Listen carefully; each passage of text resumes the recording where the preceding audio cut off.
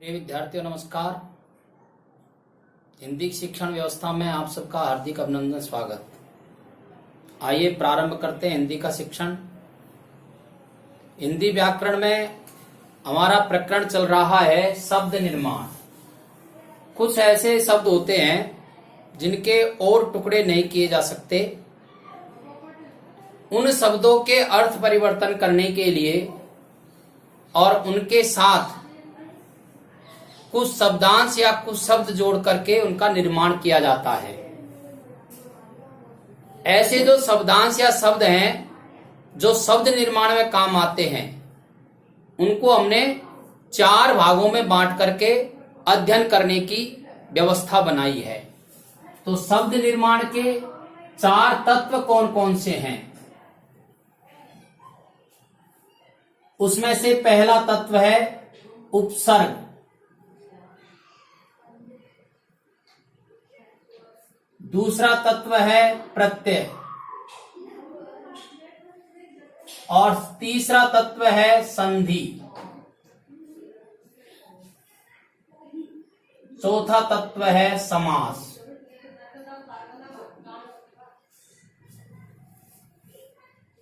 शब्द निर्माण के पहले तत्व की चर्चा करते हैं हम। पहला तत्व है हमारा उपसर्ग।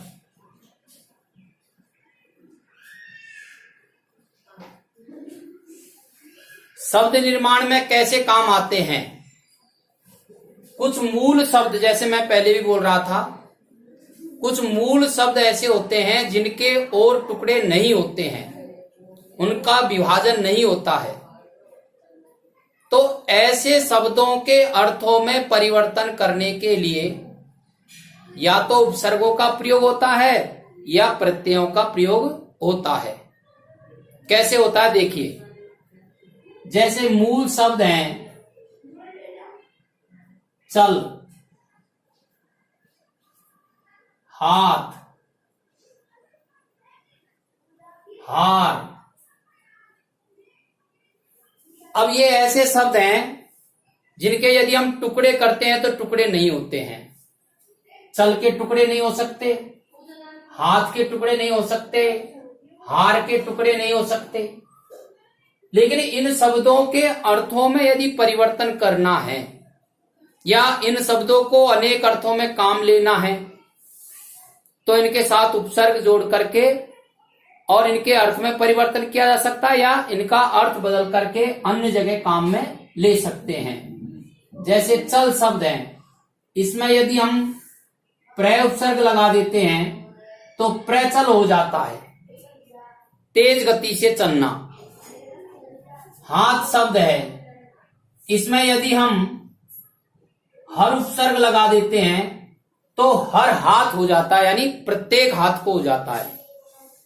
ऐसे हार उपसर्ग है, हार मानी हारना होता है, इसमें यदि आ उपसर्ग लगा दिया जाए तो आहार, इसका अर्थ हो जाएगा भोजन।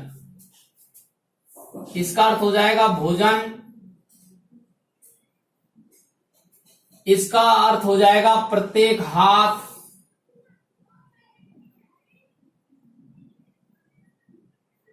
और इसका अर्थ हो जाएगा चलना।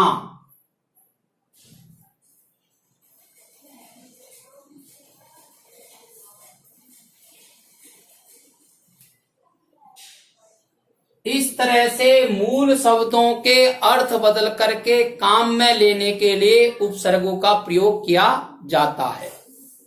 अब आपको समझ में आ गया होगा कि ये उपसर्ग क्या है। शब्दों में जुड़ते हैं, इसलिए ये क्या है? शब्दांश है। उपसर्ग क्या है? शब्दांश। शब्दांश क्यों कहा है? क्योंकि ये स्वतंत्र रूप से काम नहीं आ रहे हैं, शब्दों के साथ जुड़ करके काम आते हैं, इसलिए ये शब्द न होकर के शब्दांश है। और कहां जुड़ते हैं? तो यहां देखिए, आप शब्दों से पहले जुड़ रहे हैं। इस पहले जुड़ने को कहते हैं पूर्व में या प्रारंभ में।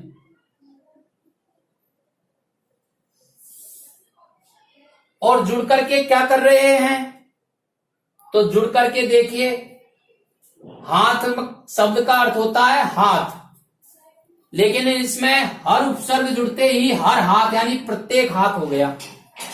हार शब्द का अर्थ होता है हारना, क्रिया शब्द है, लेकिन आ उपसर्ग जुड़ते ही इसका अर्थ आहार, भोजन हो गया। यानी शब्दों के अर्थ में परिवर्तन करने के काम में आते हैं, अर्थ परिवर्तन कर देते हैं।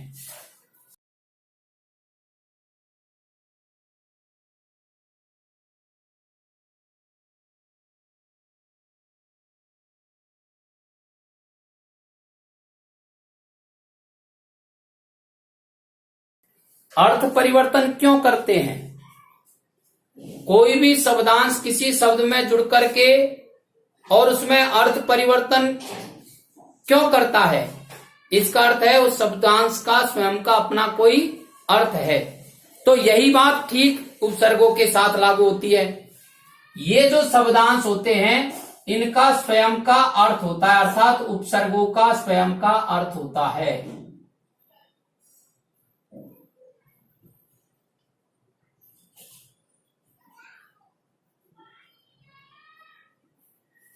अब आप इसकी परिभाषा बना सकते हो। क्या बन सकती है परिभाषा? आप बोल के बता सकते हो या स्वयं बना सकते हैं परिभाषा को। वे शब्दांश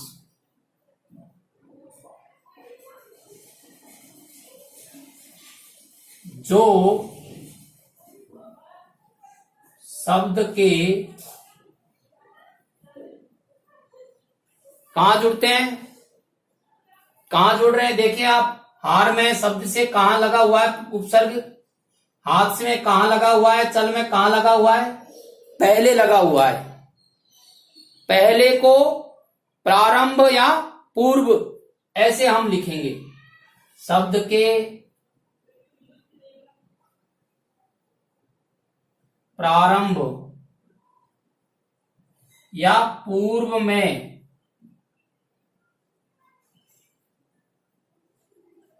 जुड़कर उसके अर्थ में परिवर्तन कर देते हैं।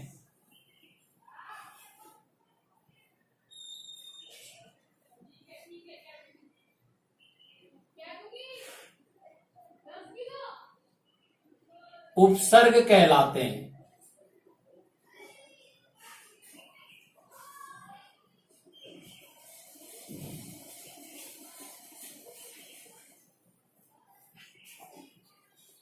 इसके और उदाहरण देख लेते हैं, जैसे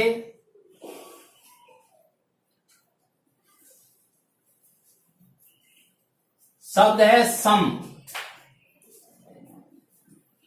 सम शब्द का अर्थ होता है समान।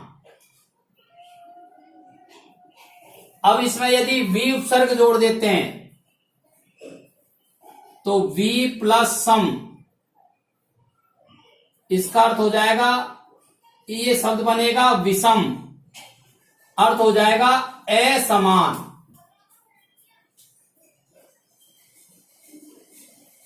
अर्थात ये जो वी उपसर्ग लगा हुआ है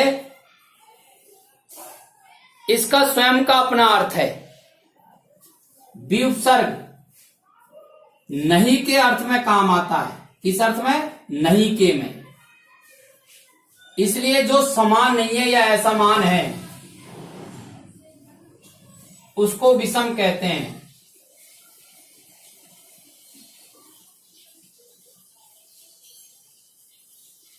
अर्थात उपसर्गों का अपना स्वयं का अर्थ होता है और ये शब्द में जुड़ करके उसके अर्थ में परिवर्तन कर देते हैं। एक उदाहरण और देख लेते हैं।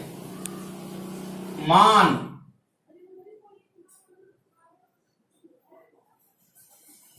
मान शब्द का अर्थ होता है सम्मान या मानना।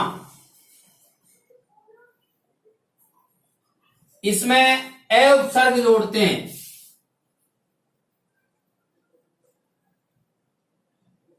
ए धन मान, अमान हो जाएगा,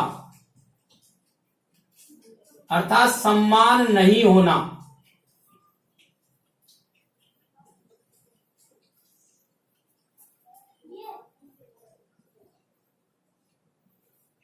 इस तरह से उपसर्ग के लगने से शब्द के अर्थ में परिवर्तन आ जाता है और ये शब्दांश शब्द के प्रारंभ में लगते हैं। दो बातें हमने यहां सीख ली है, समझ में आ गया होगा। अब ये अगला जो प्रकरण है इसमें वह है कि उपसर्ग कितने प्रकार के होते हैं। उपसर्गों को प्रमुख रूप से 3 भागों में बांटा गया है।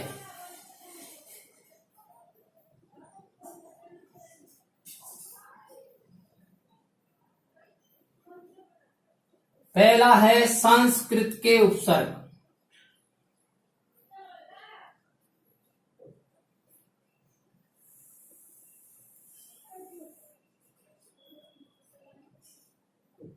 इनकी संख्या 22 होती है।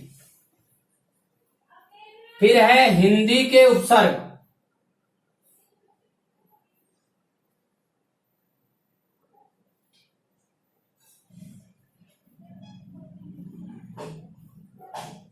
इनकी संख्या भी लगभग संस्कृत के उपसर्गों के बराबर ही होती है।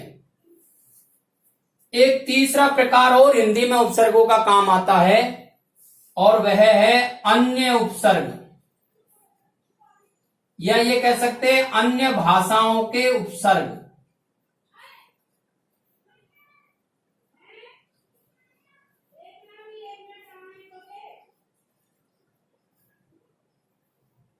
इसमें प्रमुख रूप से कौन कौन सी भाषाएं हो सकती है? उर्दू, अरबी, फारसी और अंग्रेजी। प्रमुख रूप से इन 3 भाषाओं के उपसर्ग हमारी हिंदी में प्रयुक्त होते हैं।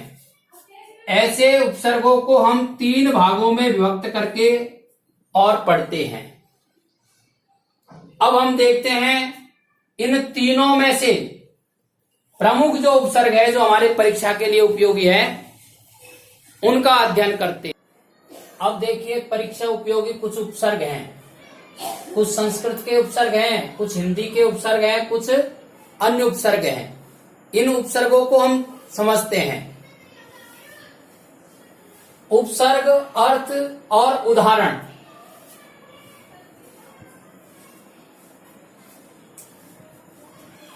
उपसर्ग, अर्थ और उदाहरण यहां हमको दिए गए हैं। संस्कृत के उपसर्ग है अति। अति उपसर्ग का अर्थ होता है अधिक या परे, जैसे अति प्लस आचार, अत्याचार। अति प्लस अंत, अत्यंत। अब इनमें संधि भी हो रही है, यण संधि है, ई के स्थान पर यह हो गया, इसलिए ये अत्यंत शब्द बना है। अतिवृष्टि, अत्यधिक जब वर्षा हो जाती है तो उसको अतिवृष्टि कहते हैं। अत्यधिक अंत या बिल्कुल अंत हो जाता है तो उसको अत्यंत कहते हैं। और सामान्य आचार से जब बिगड़ जाता है तो उसको अत्याचार कहते हैं। अधि उपसर्ग ऊपर या अधिक के अर्थ में काम आता है।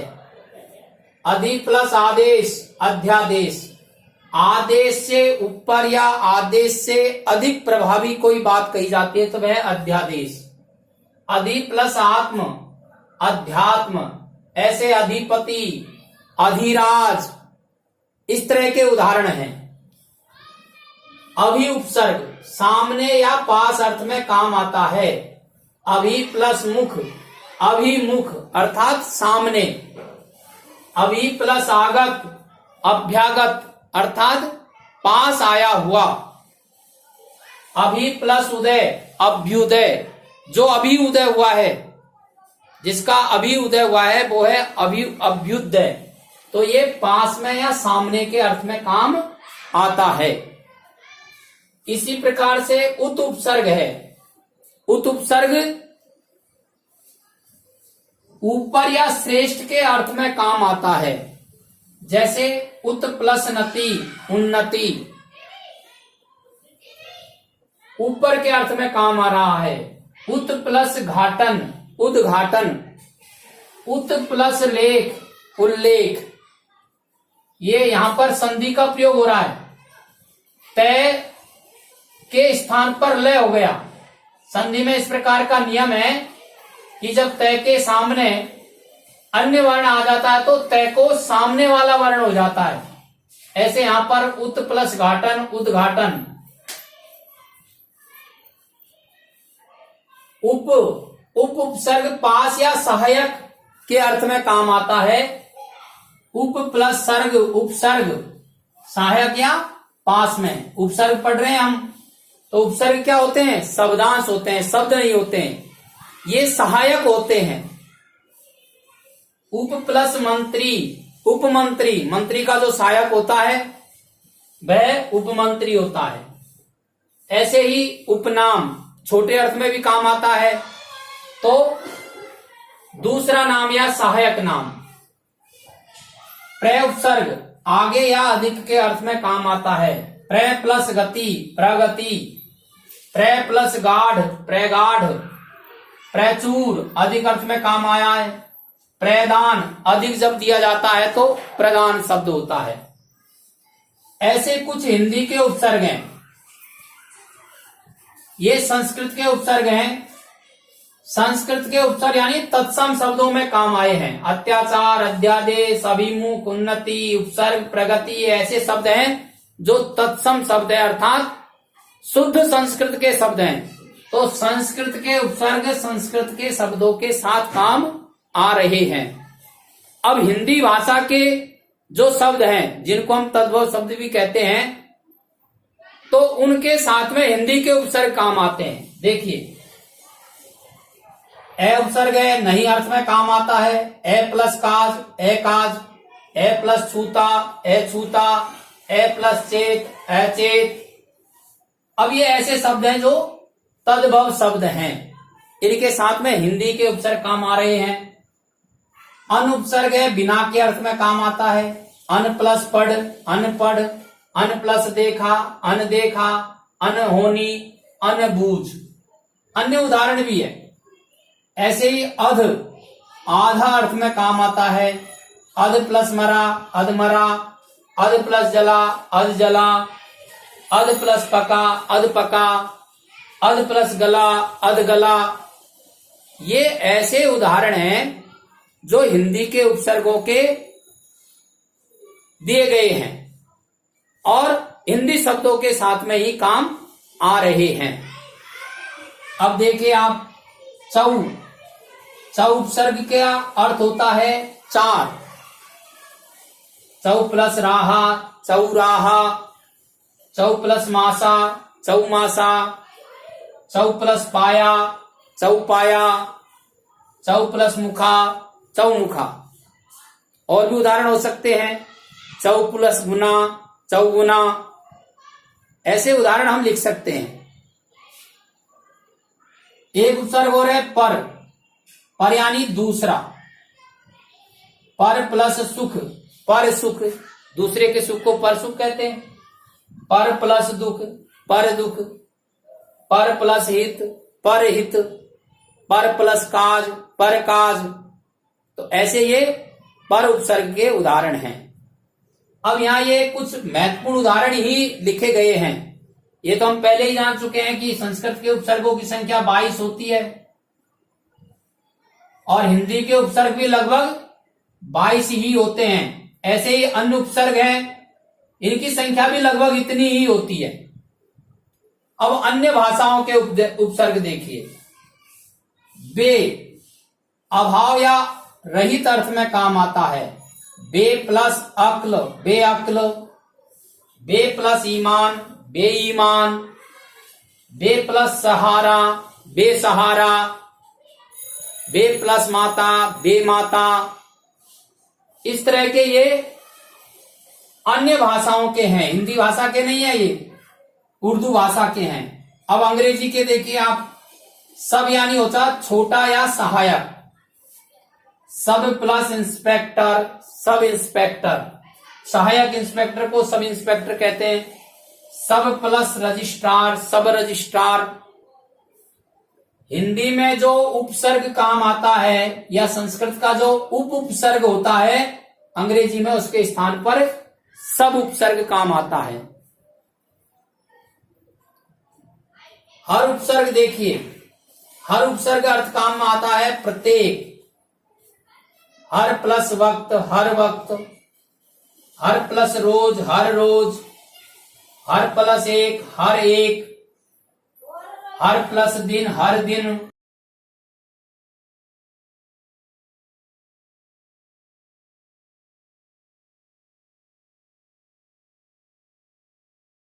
हर प्लस हाथ, हर हाथ।